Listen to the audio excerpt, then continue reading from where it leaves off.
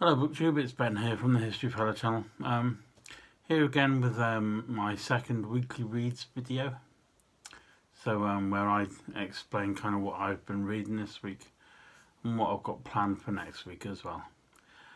So if you want, excuse me, just you might as well hit the thumbs up for this video because you should enjoy it hopefully. And remember, if you haven't subscribed to the channel yet, then please do that now, because if you like history and you like history books, and that's kind of what I always do about. Right, on with what I've been reading this week. I've been reading Secrets and Scandals in Regency, Britain, Sex, Drugs and Proxy Rule, written by Violet Fenn, and published by Pen and Sword Books, and it's priced at £20 or $39.95. A really good book, kind of like the title says, it's the seedier side of things that was going on back in Regency, London mainly, but it's a really good book. I've read the author's work before, Violet Fenn. She's quite a humorous writing, and she's engaging, and what she her kind of writing skills is quite humorous and really likable. So it's quite a fun book to read, as all her other books are. But it basically there's small chapters, I think. 25 chapters altogether, but you've got chapters like Poverty, Politics and Punishment, The Killing Fields, The Foundling Factories, The Shores of Botany Bay, Pride Comes Before a Fall, The Princess Who Wasn't, The Goodwin Girls, and there's obviously a Prince Charming one. But it's quite a humorous look at various aspects of crime, drugs, people, relationships out of wedlock, that sort of thing. But it's a really good read, and I thoroughly enjoyed that one. Took me a couple of days to read, but thoroughly enjoyed it, mainly because of the author.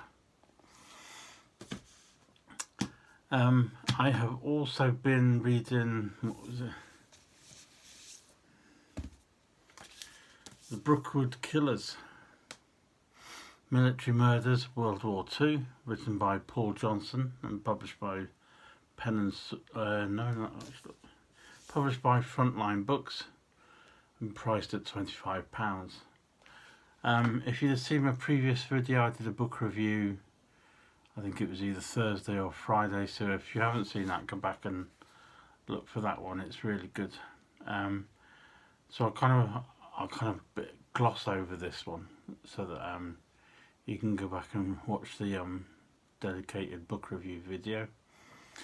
But it was a really interesting book. I really liked Paul Johnson's writing. His style's quite modern, clean, and just, although it's formal, it's I don't know, I kind of just enjoy it. It's kind of just the facts, and I really enjoy how he writes.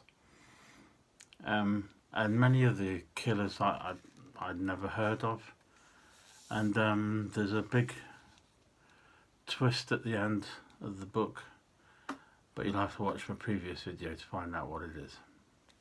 So that's The Brentwood Killers, Military Murders of World War II, written by Paul Johnson and published by Frontline Books. And they're the two main ones I've read, but I also read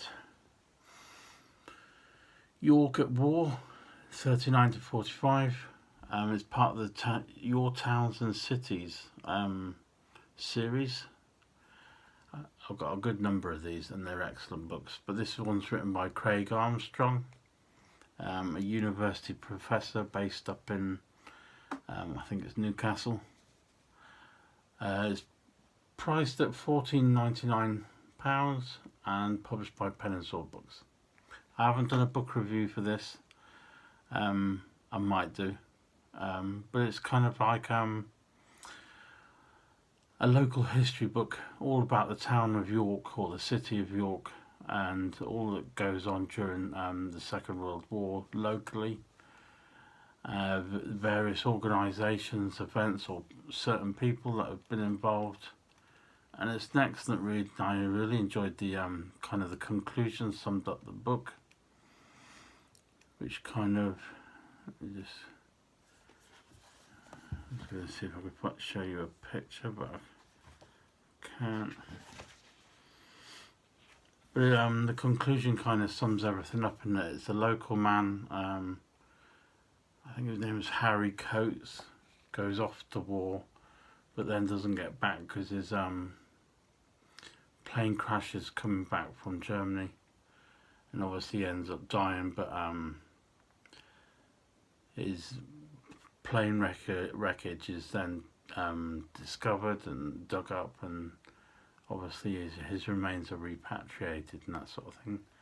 And it's just a really good book.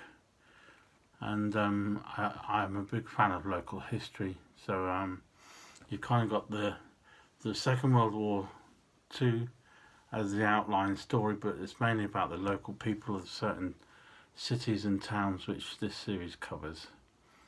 And for example, Craig Armstrong wrote about Dundee as well, I think Middlesbrough. So they get various authors to write local history books, and they're really good. Right, what I've started reading is, I'm currently reading, it's a book called Carry On Careless, Carry On Regardless, which looks at the movie franchise here, or British movie franchise of the Carry On films. Things like Carry On Camping, Carry On Nurse, and Carry On Doctor.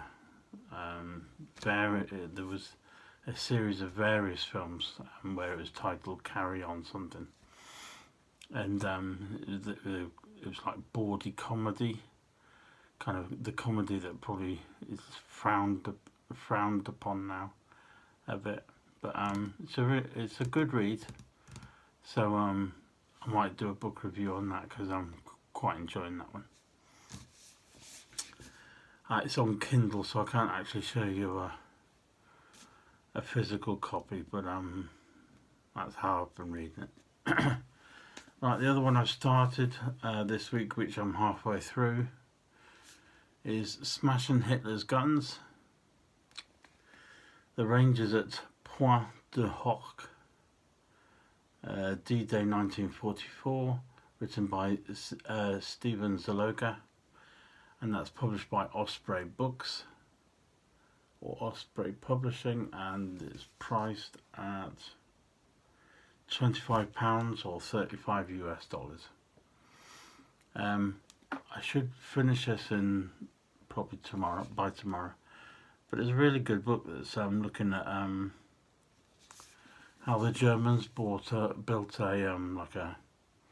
defensive wall all around the coastline of Europe, and where they'd put they'd have placements of big guns pointing out to sea, so that anyone trying to attack with their navy couldn't, sort of thing.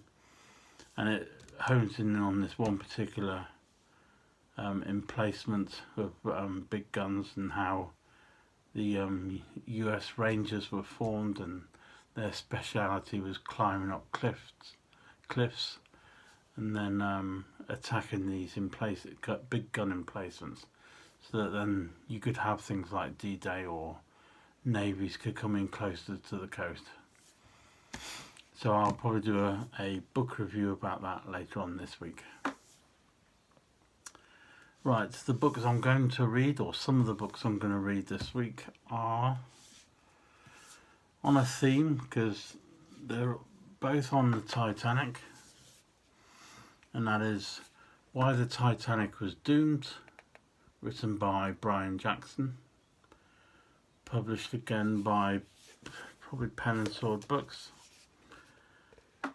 and that's priced at £20 or $34. I'm looking forward to this one because it's the why bit in the title that I like.